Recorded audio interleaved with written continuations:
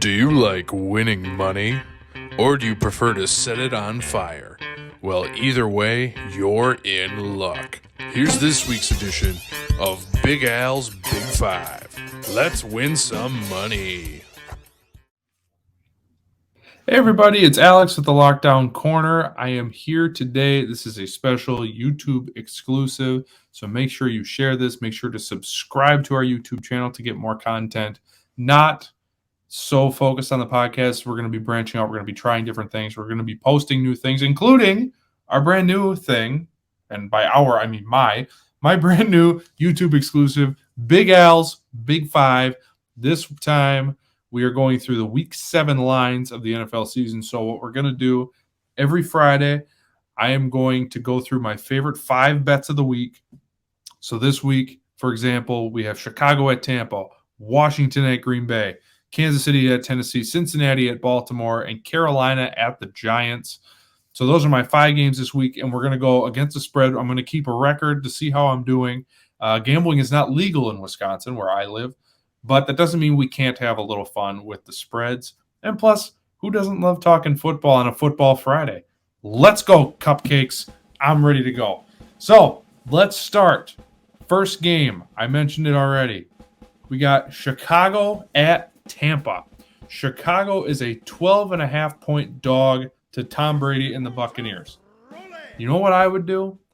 If you were smart with your money, and I don't want to spend your money, but hey, you know who I like in this game? I know I've been pegged as a closeted Bears fan, and this is going to help my case. I like the Bears against the spread. So you're telling me that they have to lose by 12 or less? This Tampa team is beat up. Today it was announced Gronkowski's not going to play. Antonio Brown's not going to play. Jason Pierre-Paul hasn't practiced all week. And there's another. Richard Sherman is also out for Tampa Bay. Tampa Bay is banged up. Their secondary has been awful all year. You can't run on Tampa, but you can definitely throw the ball. However, not a great matchup for the Bears because they run the ball better than they throw the ball. However, Justin Fields is ready for a breakout game. I don't know if this is going to be the week. He looked pretty decent at times against Green Bay at home last week. They're on the road. It's going to be a tough challenge. But Tampa Bay is pretty banged up. This isn't a bet that I would make necessarily, although you could convince me because I do like the fact that 12.5, that's a big number. For example, Detroit is an underdog by 16 points. Are the Bears really that close to the Lions in terms of competitiveness? No, Detroit's frisky, but they have zero talent. This Bears team loaded with talent. They got, if anything, their defense is good enough to compete with that Tampa offense, especially a banged-up Tampa offense. We know Tampa can't run the ball very well. We know that Antonio Brown's out, which means Mike Evans and Chris Godwin, yes, they're good enough, but that means Jalen Johnson, the number 1 corner for Chicago, is going to deal with one of those guys who's been pretty good so far this year. Look, I don't think Chicago's going to win this game. I don't think they have a shot. But they just have to lose by 12 or more. They can keep this game relatively close if the defense shows up. So I like the Bears to bet on. I don't think they win, but if I were betting, I would bet on Chicago. Moving on, game number 2. The Washington football team travels to Titletown to take on the Green Bay Packers. Green Bay, the line has moved. On our podcast last night, they were 7.5-point favorites. Now they are 9.5-point favorites, so the money moved. And the reason why this line has moved, because I believe this is going to be one of those games that Green Bay breaks out and has a huge game. We've seen, and we talked about it on the show last night, Green Bay can't put teams away. They kind of hang around and keep things close and interesting. We have not seen the bleep you game from Green Bay, and we know that they have it in them. We saw it all last season. They would win games 38-10 consistently. Like, that was the way they were rolling. They were the number 1 offense in the NFL. This year, the first game was essentially against the Saints, an extended preseason game. They haven't showed up. As for Washington, they fell apart as soon as Kansas City even just put their foot on the gas a little bit. They totally fell apart. That defense is not what everyone thought they were going to be. If you recall, early on the Lockdown Corner shows, Alec thought they were going to win the NFC East because the defense was supposed to be so great and so wonderful. That hasn't happened. Taylor Heineke, Dustin and Alec, I told you so. Because he is not the flat. He was a flash in the pan. He had one good game, granted in the playoffs, but that's it.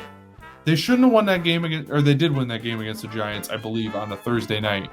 They should have lost that game for sure. Or at least they could have. This team's not very good, and as soon as Kansas City's like, all right, let's turn it on, totally fell apart. So, Green Bay 9.5. That's a big spread. But I think this is the week that Green Bay says, you know what? This is going to be our FU moment, our FU game. Green Bay, I'm swallowing the points. I like Green Bay this week. At home, I think they put up 30-plus on this Washington team. That is just dreadful. So far, we have Chicago, Green Bay. Now we're going to the Music City. Kansas City is a 5.5-point favorite at Tennessee. Now, this is going to be a very interesting game. 5.5 doesn't seem like a lot. And I agree. I'm going to end up picking Kansas City. But I think Kansas City can cover this spread. I think they can win by 6. I don't think that's going to be an issue.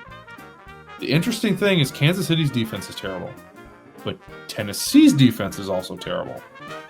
So if this game becomes a shootout, and I think it's going to be, weirdly, not weird because of Kansas City, weird because Tennessee has not been the offense that everyone has thought. The loss of Arthur Smith, their offensive coordinator, he's now the head coach of the Falcons. I think that ended up taking a bigger toll on them than they thought. So really their only weapon, consistent weapon I should say, so far has been Derrick Henry.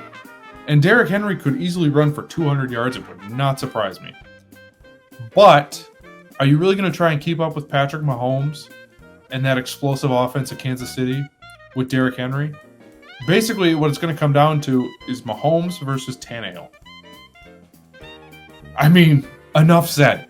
Mahomes is leaps and bounds better than Tannehill, and I hate boiling it down to just the quarterbacks because obviously there's so much more. Mahomes might turn the ball over several times. He's been doing that all season. He just hasn't, as the people say, respected the Duke. That is the name of the NFL football for those that don't know. But he's turning the ball over a lot. But this Tennessee defense is really just brutal. Now, the Kansas City defense is too, as I mentioned. But if you're telling me Kansas City just has to win by 6, yes, they're on the road. I get it. But Tennessee, they might be able to punch back for a while. But I think Kansas City wins this game pretty handily. I don't think Tennessee is very good. I'm not a believer. I don't necessarily ever want to, quote-unquote, tighten up. I think Kansas City can win by 6, so I am picking Kansas City for this game. Rolling on, our next game, Cincinnati at Baltimore. Baltimore is a 6-point favorite. For the third time in this segment, I'm going to pick the Bengals here. I'm going to pick another road team. I like the Bengals in this situation. Baltimore is banged up. Latavius Murray has already been ruled out for Sunday's game. Not that Baltimore has any issues with running backs. They have running backs up the wazoo because all their other ones got hurt. It's this whole thing. So Baltimore still will be able to run the football.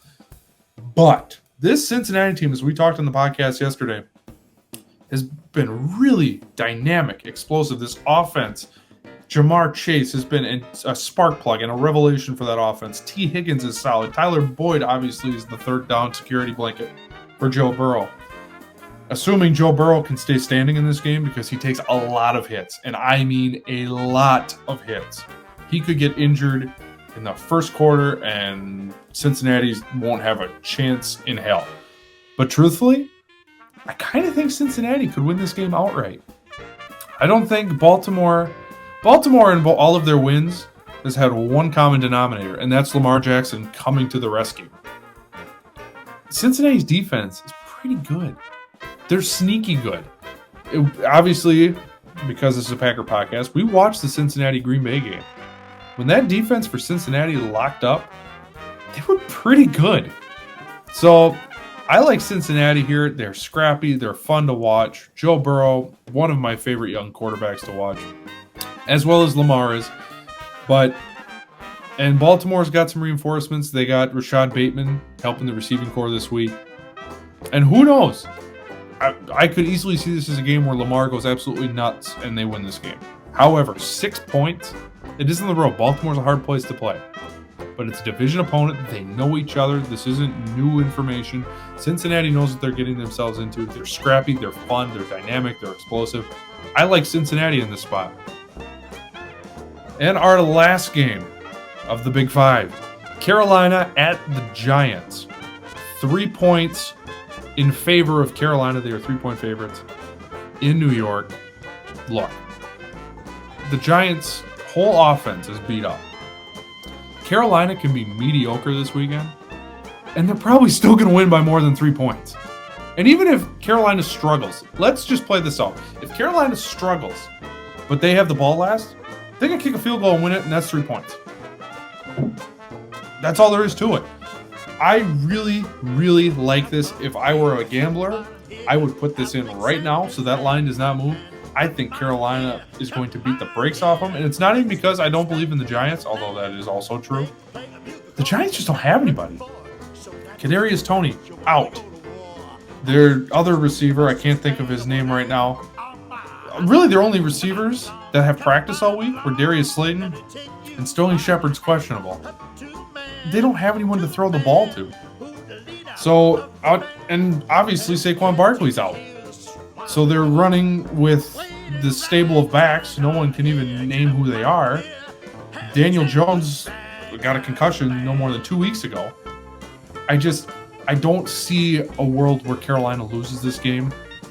I don't know that they win by 10, but 3 points, absolutely. Carolina, this one's easy. We don't need to talk more about it. Carolina, I think, is going to win this game. So, for those keeping score at home, of the games I just described, I have Chicago not winning, but covering the spread against Tampa. I have Green Bay swallowing the points. They are 9.5 favorites. Green Bay, I think this is an FU game. I think they beat Washington handily, probably by 10 or more.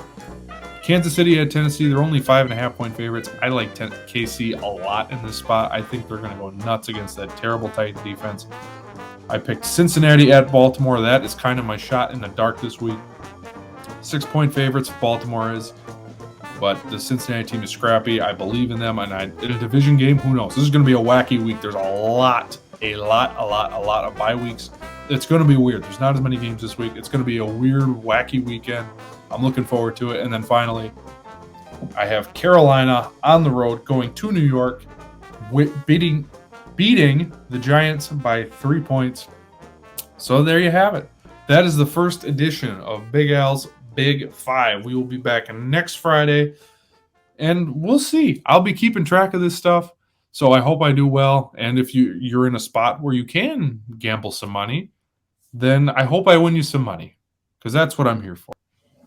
All right, guys. Thank you again for listening. Hit that like button below if you enjoyed this YouTube video. Make sure you subscribe to our YouTube page. It is so vital for us right now, especially trying to grow this, that you hit that subscribe button, hit that like button. And obviously you can find us. You can find me. My Twitter handle is on this side. There it is, right there, at AJ Peralt. You can follow the whole show at Corner Lockdown on Twitter. We're going to be more active there. And obviously, if you enjoy our stuff, you can always go back. Subscribe to the podcast on Apple and Spotify. Subscribe to our Facebook page. I don't remember if I said that already, but whatever. We're making magic, baby. That's what we're trying to do. So make sure you subscribe to all of those. Thank you again for watching. And, as always,